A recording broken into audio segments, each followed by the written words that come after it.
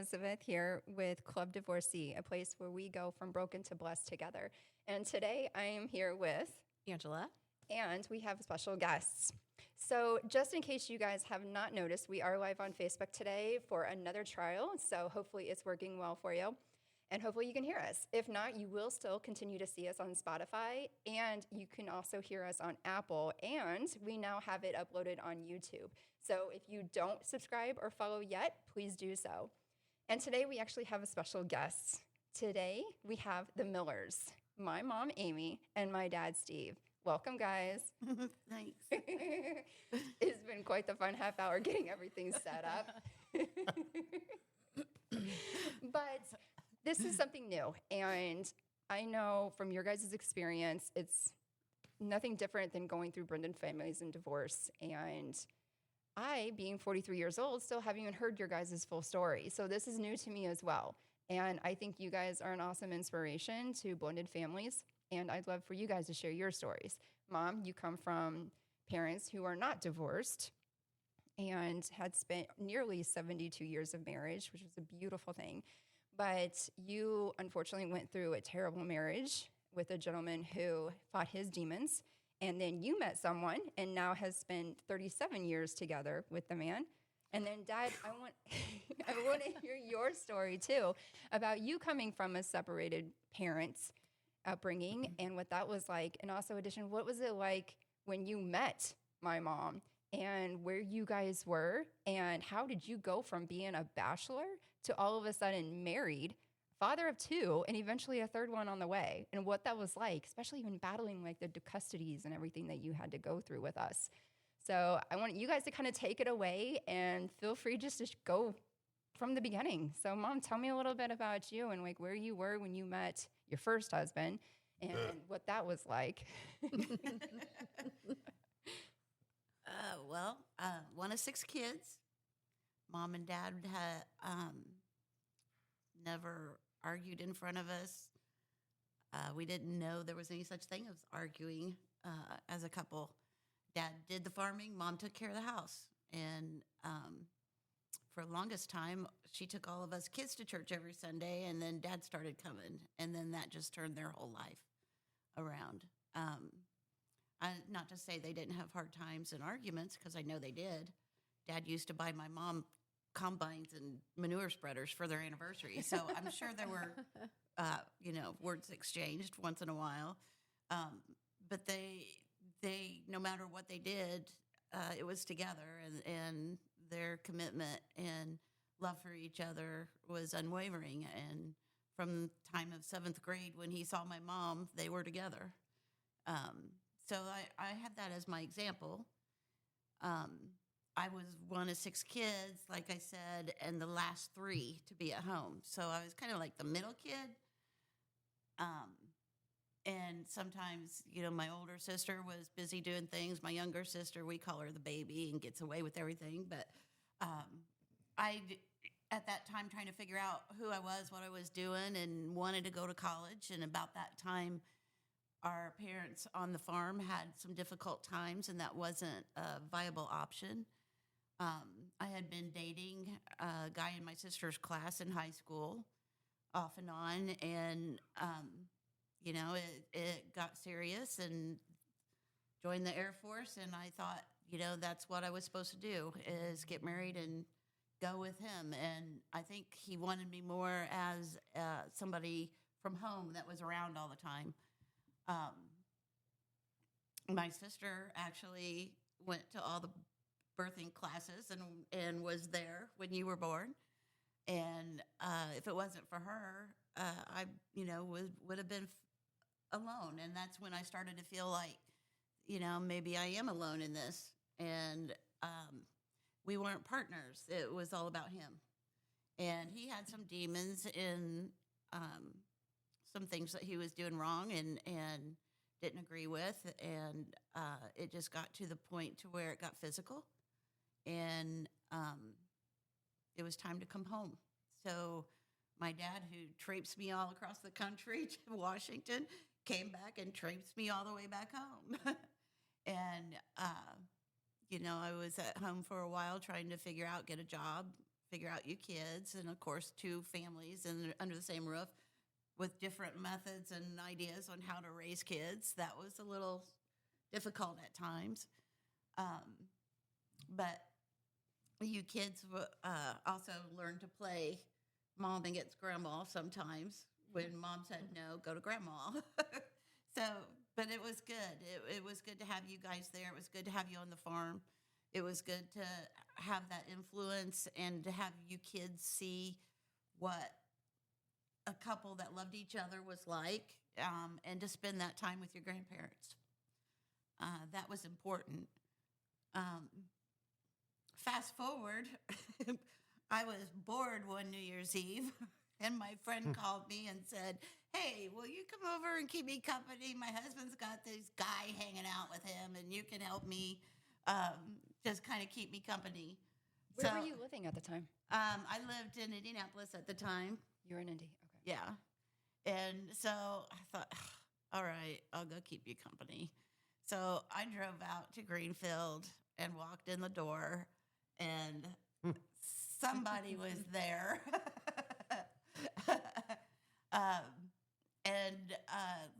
I was getting ready to go home. Yeah, he was getting ready to go home. I was bored. Oh. And supposedly when I walked in, he said, "I'm going to marry her."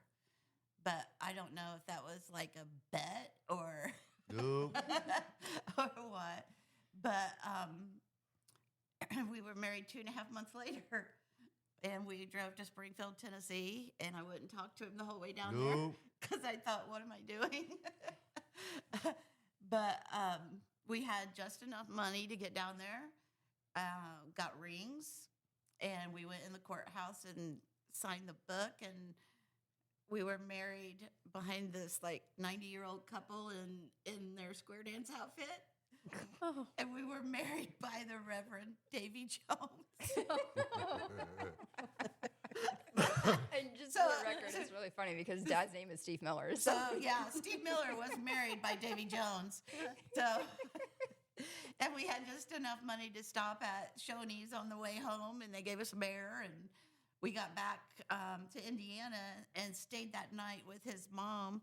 And I was asleep and never knew it. He got up and took his mom to the hospital that night. But we ended up getting an apartment, and I sent him to my mom and dad's house to tell them that we All were by married. myself. To tell them that we were married and introduce himself because they never met him.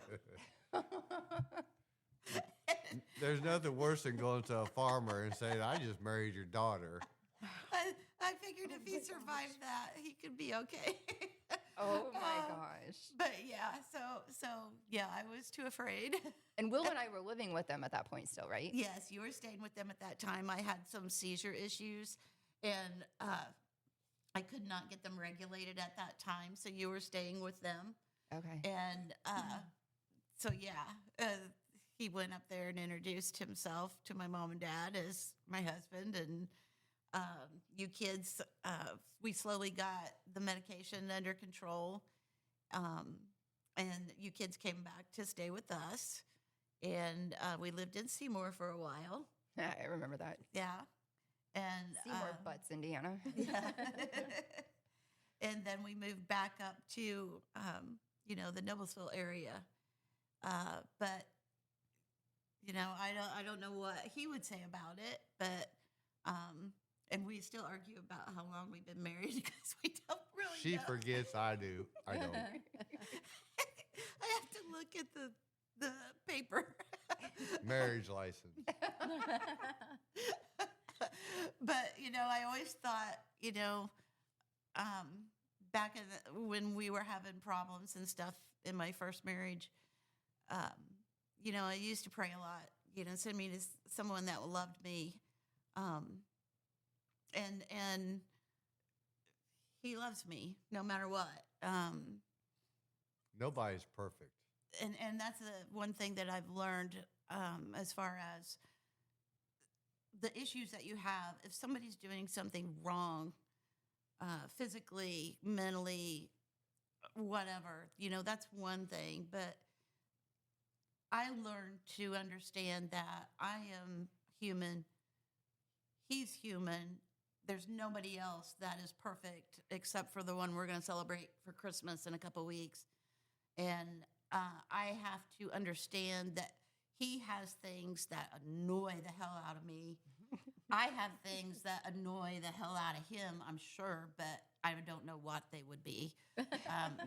But we have to learn as coming together, we're partners, and we compromise and we decide those things don't matter in the big picture, which is what I look at is the big picture, because now I see my family unit and how we have these kids and somebody that's never been a dad, and I'm going to criticize everything he does now because he's your dad and going to tell you what to do. And sometimes I don't like it. Sometimes it's like, yeah, she needed that. But so there's all kinds of things to get used to in that unit, and then dealing with the ex-husband. It was kind of a different circumstance. When I came home, the court said he could not see you unsupervised. And the way they got around that was he moved home with his parents. So it turned into a whole battle to get a schedule and to get everything finalized. And then that was kind of thrown by the wayside, and it ended up to be Christmas and birthdays. And the whole couple of days before you'd have to go, we would have screaming and nightmares and stuff like that. And then when you got home, we would have like a week of trying to reprogram you because you were brats.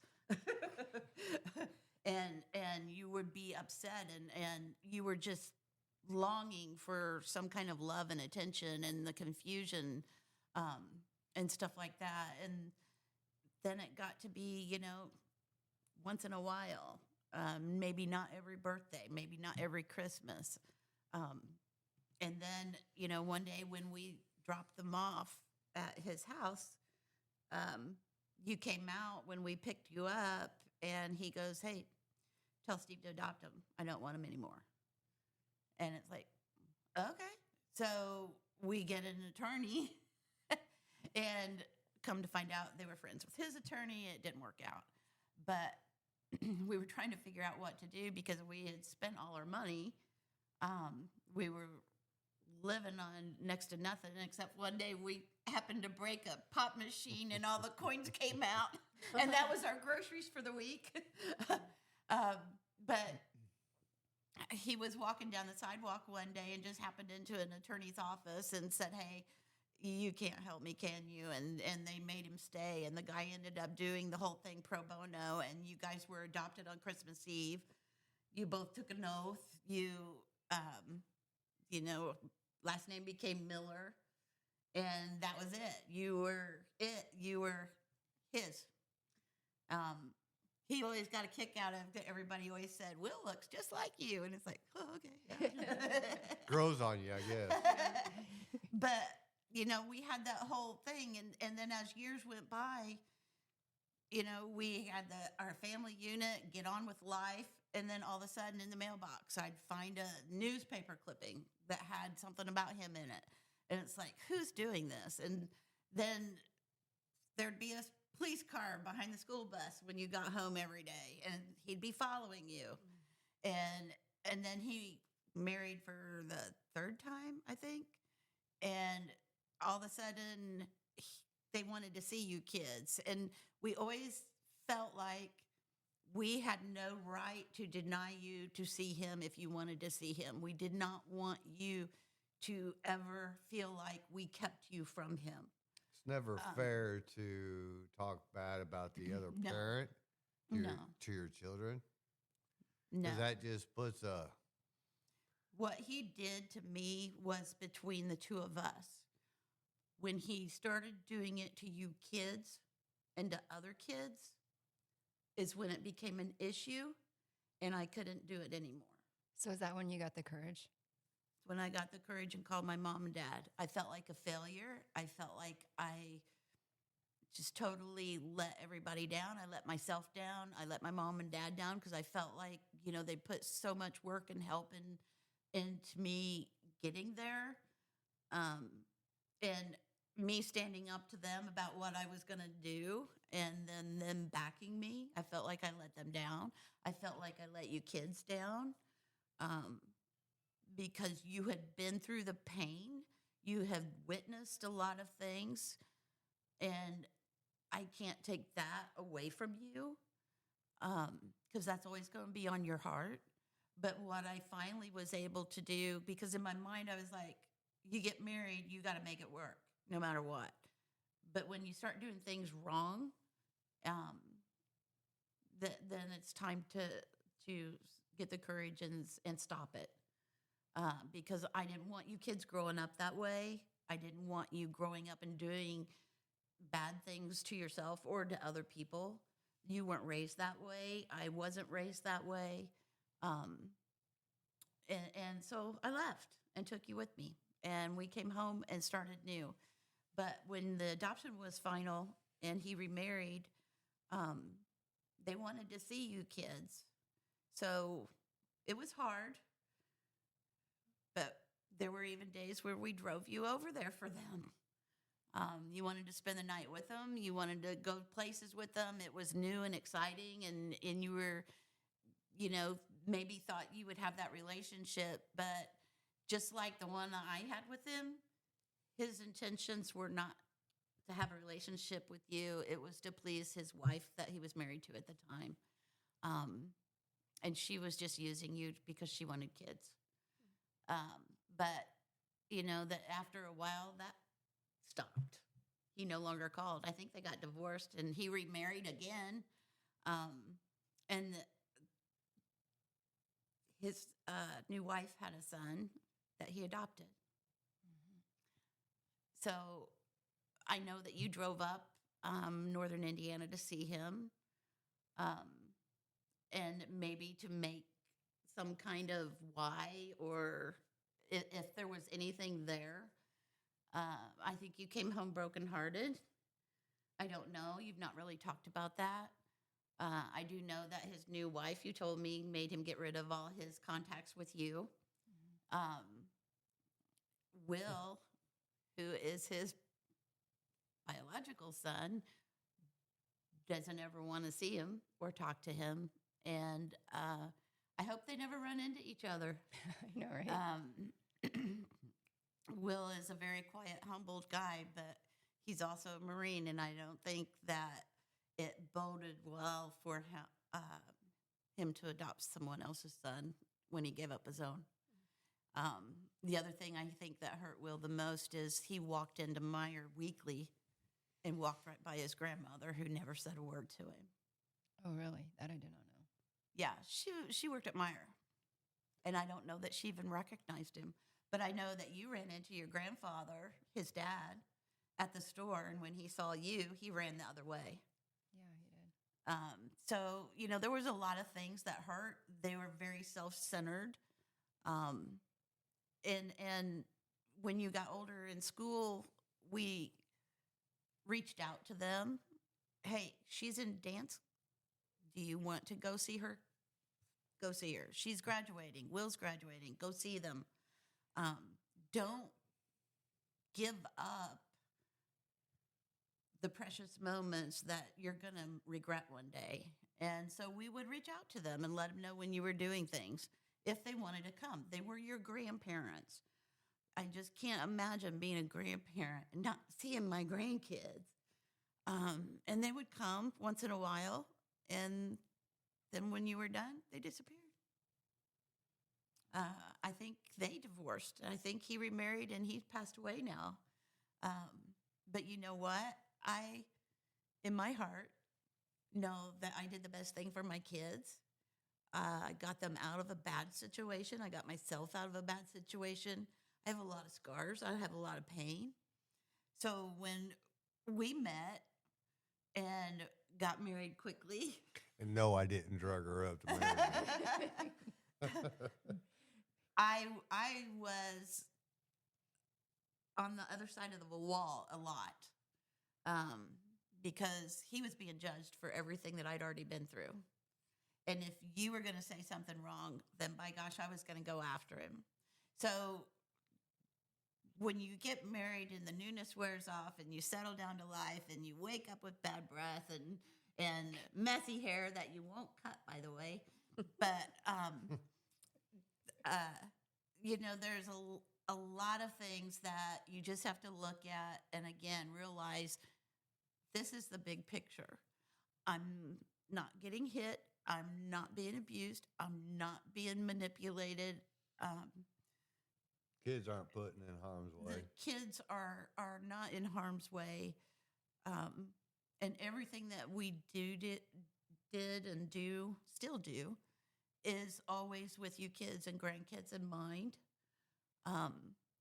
Do I wish I would have done things differently? Yeah, sometimes I do. Sometimes I look back and I think, oh my gosh, I screwed up so bad with you kids.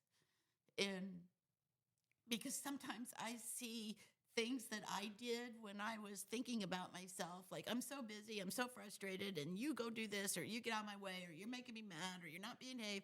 And sometimes I see you kids doing the same thing, but I think it is that stage in your life because I've been there, done that. And I always thought my parents were crazy. Why are they always saying, you need to listen to me? And I look back now and it's like, oh my gosh, I wish I would have listened to them. She even called her mom and dad and apologized. I called them one night. One night like, I'm sorry. When one of you kids were doing something and you weren't home and I was worried about you and I'd stayed up all night long waiting and I called my mom and dad the next day and I told him, I said, I just want to apologize for everything I've ever done to you because now I know.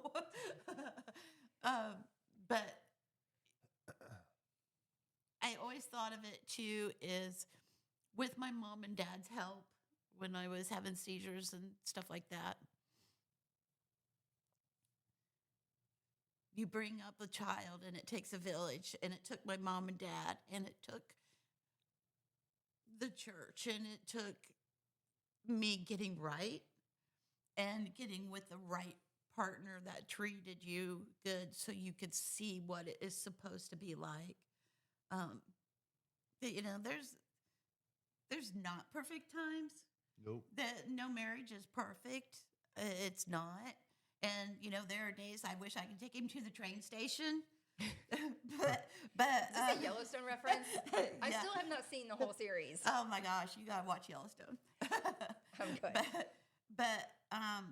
And there are days that I wish that we could have more serious conversations.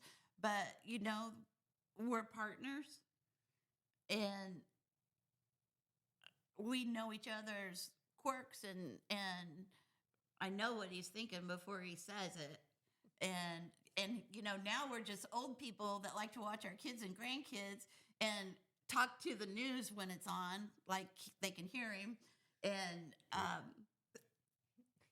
take your naps in the afternoon. So, I mean, there are things, that's always going to bug you, but there's so little because the important thing is you're partners and you're working together, and look what we've created. I wouldn't go back and change anything because I wouldn't have you kids. And I can feel sorry for him because he is missed out on so much. But I didn't. And I'm thankful for you kids. And if it wasn't for going through what I did, I wouldn't have you guys. And I think that is the biggest blessing. And I know the Bible says that you should pray for those who do you wrong. And that's a hard thing to do. Yes, it is. But, I have lost that feeling of being mad. I have turned more into, okay, it's done. You did this, not me. You're not going to take my joy. And I feel bad for you. I can pray for you, but I can't fix you. And I think that's what some people feel like when they get married is they got to fix the other person to conform to what they want. And that wasn't the person you married. You married the person with all the things that you want to change. So you have to learn to compromise and work together, and that's what Steve has done. So it's been like 36 years. 7. 7. I thought it was 6. 37. Seems like 100. No. I do want to acknowledge, though, you were just a baby when you had babies. Yes. You were so young. And then after, with 2 kids, you were like, I'm an adult. I'm married. Yeah. Where were we? Were we in Washington State? The Yes. Yakima Air Force Base? Yeah. When you got the courage to call Grandma and Grandpa? When I had you, I had just turned 18. You were so young. I went and actually watched my high school graduation. I didn't participate, but I went and watched it. You graduated early, though, right? Yes, I graduated midterm. Okay. And we moved to Washington when you were a month old. And my dad drove us out there during the hottest day in South Dakota, which turned into the coldest day in South Dakota. But I had you. And then when I had the thought of leaving the first time, he said, well, you can't leave if you're pregnant. And I ended up pregnant with Will. So I came home. He volunteered to go to Saudi Arabia so he didn't have to be home.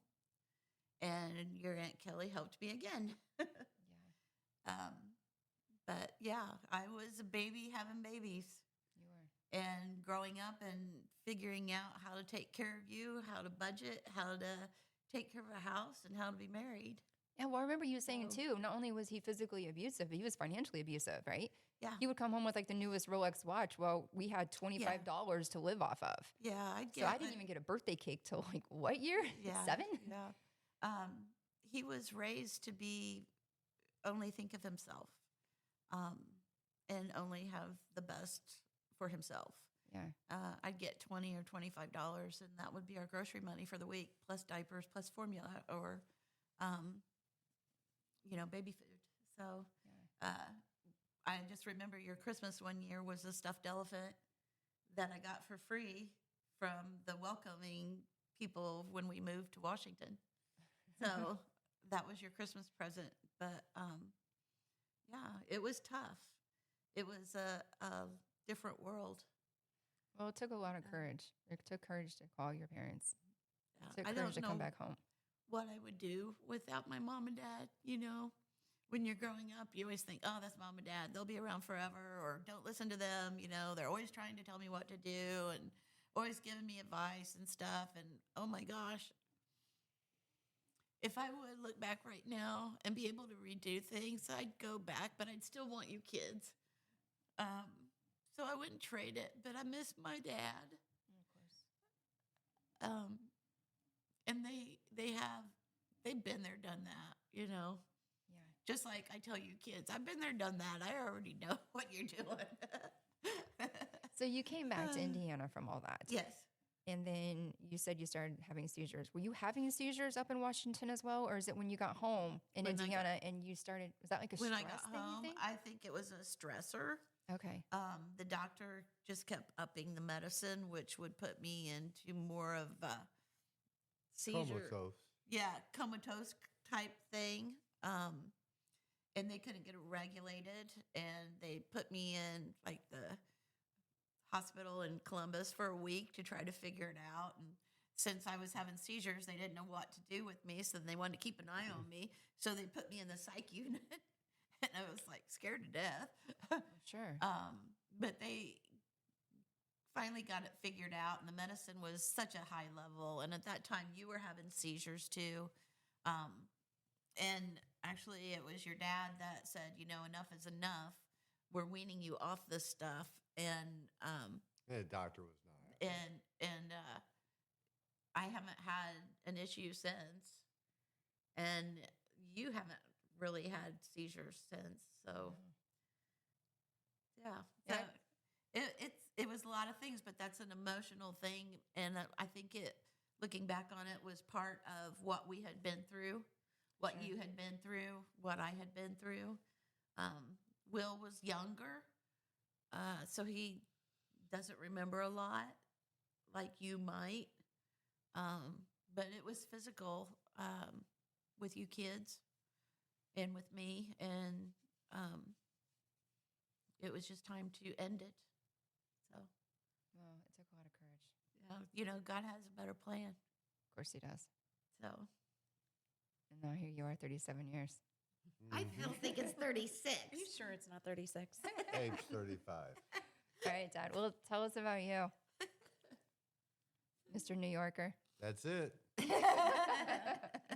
Now, come from a divorced family. I think my mom ran out of gas when she got to Indiana. Where was she headed? I don't know. You were a month old? Month or two old. You were, and you have siblings though. How many of them were older? All of them. There was 8 kids total. We were the Brady Bunch. His, hers, and theirs. Oh, So I came from a well-blended family.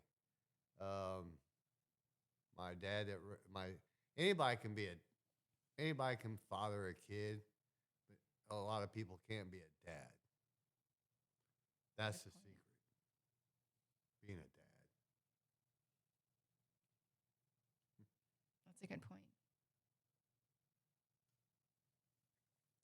But so there was 4 boys, 4 girls. I'm the baby boy, and I got a younger sister. We fought, but my stepdad, nobody ever called anybody step. Wasn't a stepdad. It wasn't a stepson, stepdaughter. This is my son. This is my dad. So with being 8 kids, blended family, you did argue. My stepdad and mom argued a lot. I was 18, left the house, done. I knew in my life I was never going to get married, never have kids. That changed. Quickly did it change. But I knew in my heart and my head I would never treat my wife or children what I went through growing up. Some people today would call that abuse. I call it discipline, what I went through. Made me who I am today. Strong-willed, trust me. You don't say. I don't. Other people do. But all in the same token, it all worked out for a plan. There's a plan for everything. I never talked bad about Elizabeth's father. I don't call him a dad because he's not a dad. It's not fair to the kids. They're caught up in the whole adult problem. It's not the kids' problem whatsoever. You can't pawn it off on the kids. You can't blame your kids. It's not their fault. You just got to make sure that they know that they have always a place to come home to. And no matter what they did, home is home. And never talk, Amy and I would talk crap about her father, but she wasn't around. And Will wasn't around. Because they didn't need to hear that from me. I just needed to be supportive because I knew what they were going through. And that was a hard thing for me to have to go through. Sharing, my dad's in New York. I got a family here. Got to go up there. Got to come back here. Man, it was just a headache, And I didn't have still don't have a good relationship with my real dad. Just because of Miles. And I could say it's all my fault, but it's not. But that's why I never stopped Elizabeth and Will from seeing their father. Because I knew what it was like. It's like, look, if I want to go see my dad, I can go drive up there. It's 10 hours. No big deal. But he can also come see me. It's a two-way street. But if I kept needling her father, then that would put a wedge between my children and me. And I didn't want that. Uh, so it's like I'll talk smack about him with her, but it won't be in front of the kids because that's not the way it's supposed to be. It's not their fault. Uh, I've made a few people mad at me along the way, including her grandparents, uh, his mom and dad. Made her doctor mad at me because I took her off of medicine. She didn't need it. It was a mental state of mind where she was at. Phenobarbital, about the size of this bottle of water, I had 3 jugs of it sitting in my cabinet. And it was like, this is a narcotic, and I'm giving this to my kid? What is wrong with me? So I just, nope, not done. And no more seizures. It was more of a mental thing. You have a stable home, and I would, look, I damn near went broke to get these kids adopted. Um, and I would have went broke because that's what they needed. I didn't do it for the fame, and nobody can. You shouldn't do it for that. You should do it because you want to do it. You want to do it because you love the kids. And being, 23, 24? Man, I was living the life, but I was living a bachelor's life, and it was a bummer because I go out drinking every night, wake up the next morning, gotta go to work, hungover, and it was like, man, this is not what I want to be. This is not where I want to be 6 years from now, 5 years from now, whenever. This is not me. So when she walked through the door of my friend's house, I said, Brian, who's that? Oh, that's Suetta's friend. I said, well, daggone it, how long has she known her? Oh, she's been around here a lot. Ah, is that right? So y'all been keeping her from me, huh? And I looked at him, I said, she got to go home with me. I'm going to marry her. And 2.5 months later, like she said, we got married. And it's been a roller coaster. And trust me, whoever says they got a perfect marriage, liar. I guarantee you there's not a perfect marriage out there. I don't care who you are, a pastor and his wife. There's no perfect marriage. None. I bet Mary and Joseph even argued, you know? So She did get pregnant. Yeah, not by him. so yeah, exactly, you know? That was a big argument. Joseph's like, what do you mean you're pregnant, man? but you can't blame each other for your mistakes, your own mistakes. I can't blame my wife for her mistakes. Okay, we make a mistake. Man, trust me, I've made a lot of mistakes in those 37 years, and I guarantee you I'll make more. No, wait a minute. But you got to learn from those mistakes. If you keep repeating them, then you're an idiot, right? What's the definition of insanity, right? Right. If you keep doing the same thing, getting the same results, yeah, you're not waking up to the program here. So, yeah, you're going to be mad at each other. My wife's been mad at me several times. A lot. It's because of me. I own up to it. I made mistakes, you know, and I learned from those mistakes. Might take me a little bit, but I learned from them. But you just can't end your marriage because you're mad at somebody over something trivial, little, or big. You either work through it. If you can't work through it, seek advice. If you can't get the advice, man, go to church because you'll find it there. But if it's hard for me to talk about divorce because I've never been divorced. I've been on the other side of that program, seeing how it's either tears a family apart because of how people are talking about the other spouse or the other family members, or this is my stepdaughter. That's degrading to me because you took that person into your home to be part of your family. I hate that word step. It it shouldn't even be used because to me that's just belittling the person that you're talking about. But that's my own belief there. But Just an example of that, kind of giving you an insight. When we married, I didn't just marry him. Now I have a whole nother set of in-laws, which, by the way, if you're going to get married, make sure you meet the parents first.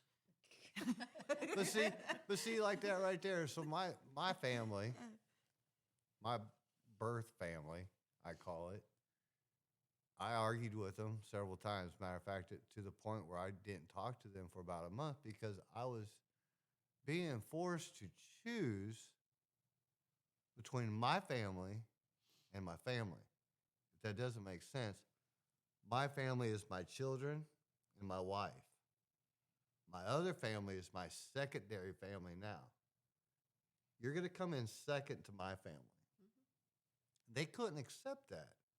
My mom had a real hard time accepting that. And finally, she's like, after arguing with her, she finally got it.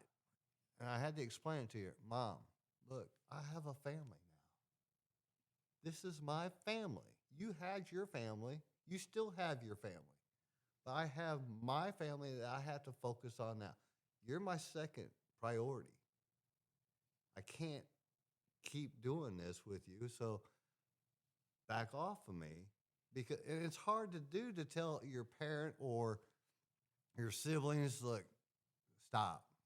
Because it was interfering with my family. And I couldn't let that continue. And they get sometimes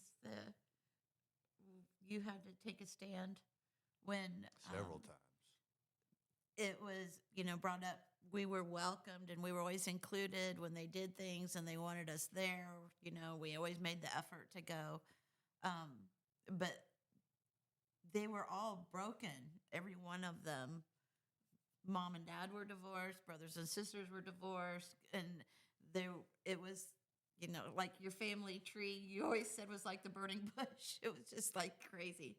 But we would come. And I always felt out of place because I wanted my family to be happy. And sometimes it just felt like nobody wanted to be happy. Or they weren't happy until they weren't happy, But there was a time where it got back to us that, well, Elizabeth and Will can come, but they'll never be considered as our grandkids or our part of the family. And when you heard that was the last straw. And you put your foot down with your family and said, no, these are my kids. If you can't accept that, then you don't accept me. And he stood up for our family. But yeah, all marriages are blended families, whether you're a divorced family or you're married into another husband or a wife. You just now created a mixed family. Yeah. And is everybody going to get along? Oh, heck no. Her dad,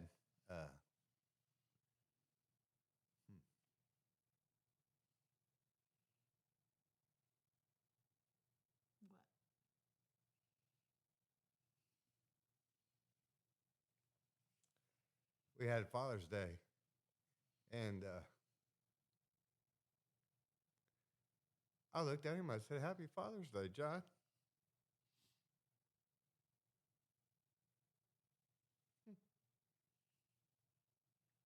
And he said, "Well, what was that for?" I said, "Well, if I was your son, I'd have been damn proud of you. And I would be proud to call me to call it, Dad." And I learned a lot from him, and that was, he is a good man. But like I said, I had 4 brothers and 4 sisters. And out of all those people, me, my brother, and a stepsister. And I hate step, but my sister. Only ones that have stayed married this long. Everybody else has been divorced. Some of them more than once, twice. And I sit back and I was like, how much time have you wasted? Your time, your other spouse's time. Look, I don't know if Amy's ever thought about getting divorced from me from stupid stuff that I've done in my life since we've been married. But she chose to ride the storm out. Now, her first marriage, I wouldn't wish that on anybody to live in something like that because that's not a way to live. I watched my dad that raised me be abusive growing up to my mom. And there was times I've had to intervene, and my brothers have had to intervene on it. But I was like, man, I can't live like that. Won't live like that. That's a miserable life. But it's also what the person does with that. Do they decide this, like she did, that this relationship is not worth my life, not worth my kids' life, to have to go through this misery? I wasn't there. I did fix it, though, later on with him. But I would do anything for my kids, which any parent should. You know, somebody asked me one day, would you go to jail? Yeah, I sure would go to jail for them. So, yeah, you gotta pick and choose your battles on how deep you want to go with a marriage if you're that unhappy. Again, I've never been in that situation where I'm going to divorce my wife because I'm mad at her. Or because it's greener on the other side. It's never greener on the other side. No, it's just like a job. It might sound good. It might look good. It might taste good. It might whatever. But it isn't any better. You're still going to have your issues. You're still going to have your arguments. I think, looking back on things, if you're married and the person is not the person that you married, they change. And some people do that. Or they hide things that come out after you're married, depending on the person. And taking care of yourself and knowing that you are better than that and that you can get through it. I had my parents, but there are other places and other people that will help if you need to get out of that situation, because God has something better in store, and you're not meant to go through those things. But the only thing that I would say is if you have kids,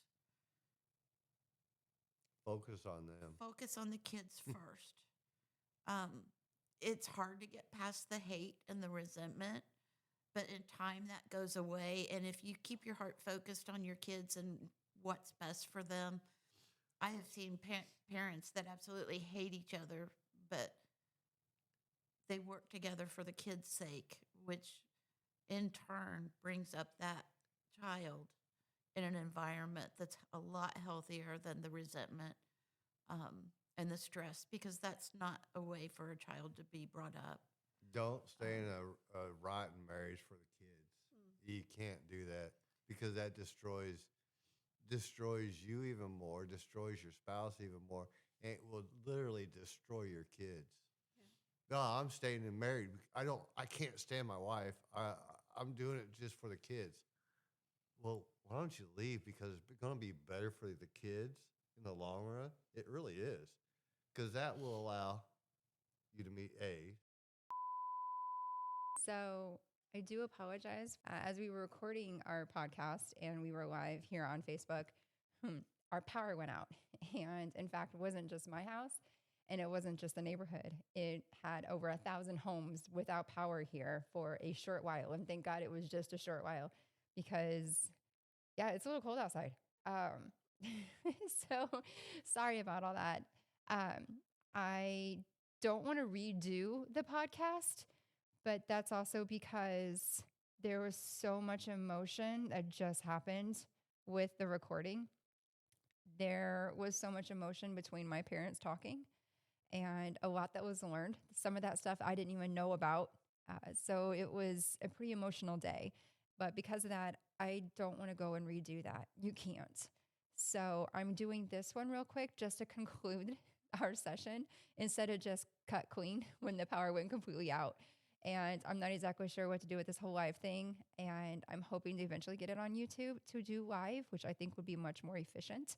But we do need a minimum of 50 subscribers on YouTube in order to even do that. So if you are not a YouTuber, please join and please subscribe. Otherwise, we can just continue doing this on Facebook. But again, I just wanted to wrap up our podcast tonight. And I thank my parents for having the courage to come out and talk. And it's not easy. My mom was just a kid when she had two of her kids. And to have the courage from one end of the United States to drive all the way back to what was Noblesville, Indiana, is where I'm from. And to then go through so much medical problems. See, that one I didn't know either. And to go through all the seizures and to try and get her wife back. Um, that that takes a lot. It takes a lot. And she was just a kid. I can't imagine being that old and having two kids. And then my dad, I mean, gosh, yeah, he grew up with a pretty tough childhood with his abuse. But to learn from his perspective, like, holy cow, he met someone and 2.5 months later to become a father of two and a husband and just immediately take on that role. And like he said, to be a dad. My biological dad, I knew that he wasn't really a dad. I did know that he had multiple marriages.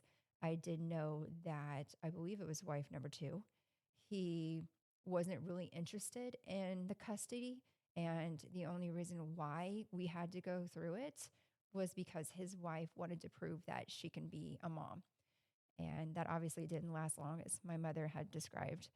But it is a different feeling when you do know that your real parents don't want you.